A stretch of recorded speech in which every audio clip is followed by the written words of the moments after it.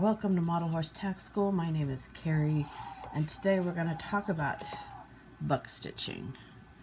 So buck stitching is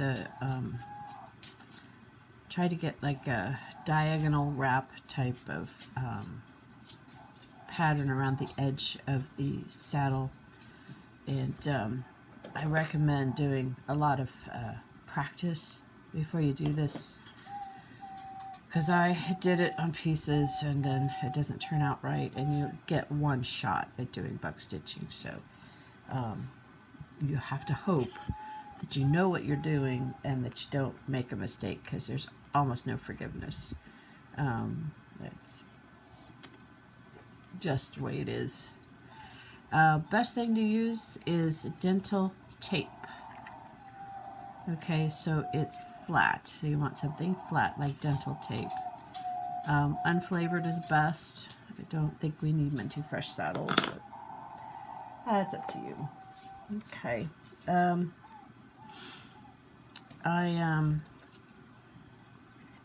This particular saddle, I made sure there's, room along here and along the back for buck stitching. I got this tool. It's the smallest one they had at Tandy, and this would be a tool you would use for buck stitching. It makes diagonal holes. It is a fine diamond chisel, 4-prong, 2.5 millimeter. Looks like there's a product code of 88055-04. The problem is I think this is still too far apart. So, let's show you.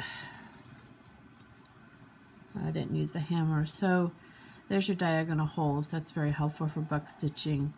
This is what it looks like though. See how far apart that is? And I really want something more like that. So if you had this tool, you could try to get in between and double your holes.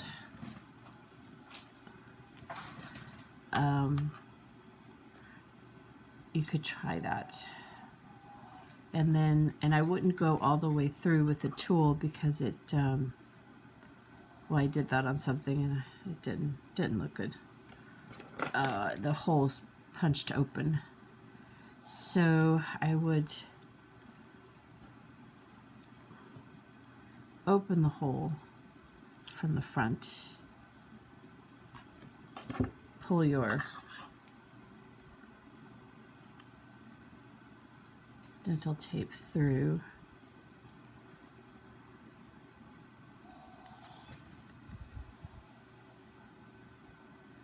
sorry, I tried to, there, and then you can go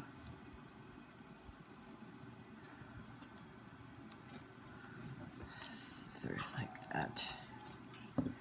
Now it's very important to have no twists, so make sure you work those out. Just make sure this is small enough that it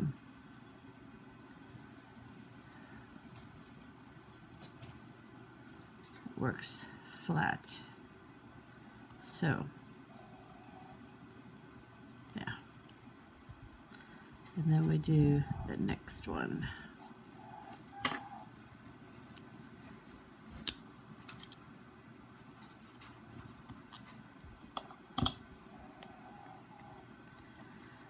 So open the hole from the front,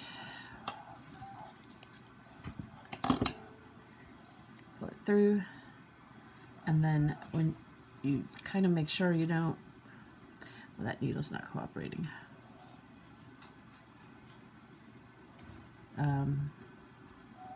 Get rid of any twists in this so that you feed it in flat.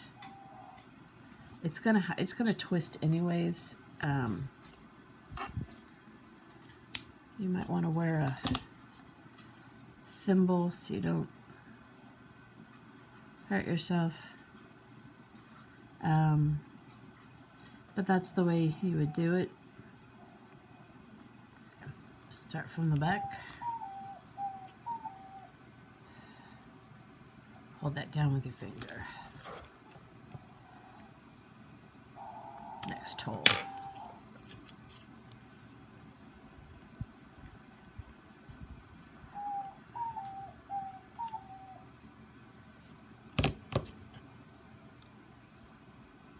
Hold that down.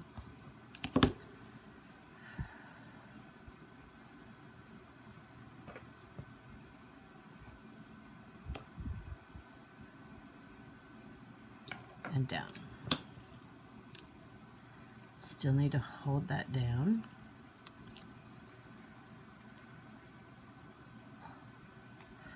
We need to open that hole from the front.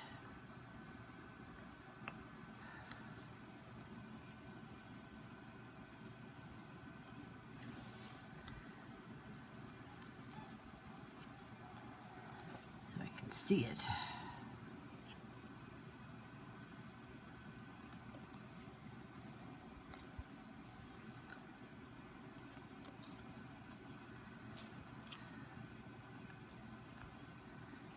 Okay, now we need to feed that under that loop.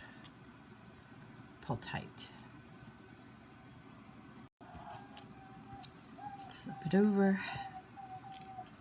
Make the next hole. Got a better chance of putting it in the right place, which I didn't. It's a little off, but I think we'll be okay. And there, no wrinkles or whatever. Open that hole.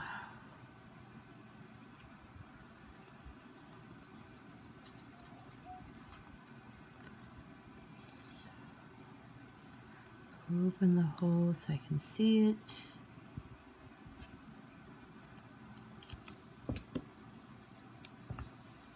Now,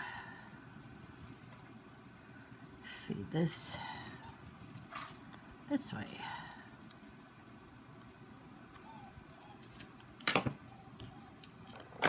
Make another hole.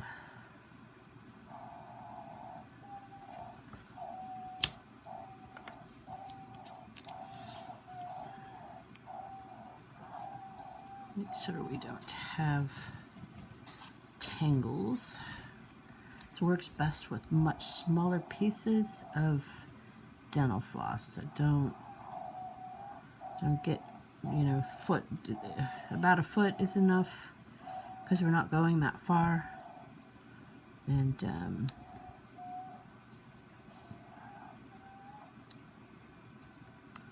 on.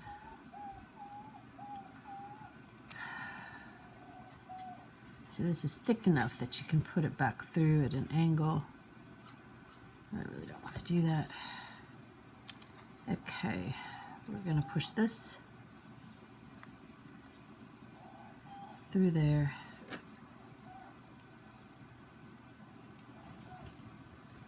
One last time. And that keeps all that secure. All right. Okay, so sometimes it doesn't want to lay flat. So what I've found is if I use this to flatten it ahead of time, and then I pull, that I can get a good flat lay down like that. So see if I can show you again. So I go from the back.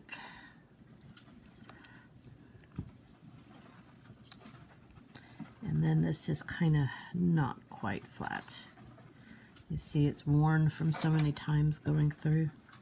I mean, I could just get a fresh piece of dental tape, or I can find a way to make this work. So if I get this started,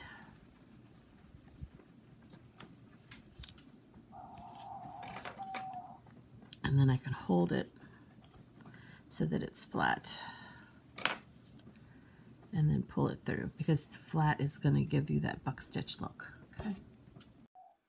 So I think I forgot to mention that I used that 4-prong tool in the corners outwards. And then what I'm doing is I'm going to go ahead and create a hole for the one in between rather than using the tool twice, because I just see there I am making the hole in between. So I did use the 4-prong just to get an even distance between the stitches, and then just using my needle on a stick to get the hole in between so I have them the right distance apart. Because that was the only way I could find with that tool to go ahead and get get the holes in the right place without ruining things. That means I only have one diagonal hole, the others are round, but it's still okay as long as I don't pull it too tight. I'm still getting that buck stitch look that I'm looking for. So here I'm just going to finish it off, and then a little bit of glue to hold it. Okay, you'll notice here that I'm starting to use the needle on a stick to keep the dental tape smooth as I pull it through, because the more I used it, the more twisted it got, and I found that the needle on a stick right there, that helped me get it through. So, thank you for spending time with me today. I appreciate it. Like, subscribe, tell all your friends how fantastic this channel is, or at least the ones who like horses and like to make horse tack. And have yourself a really great day.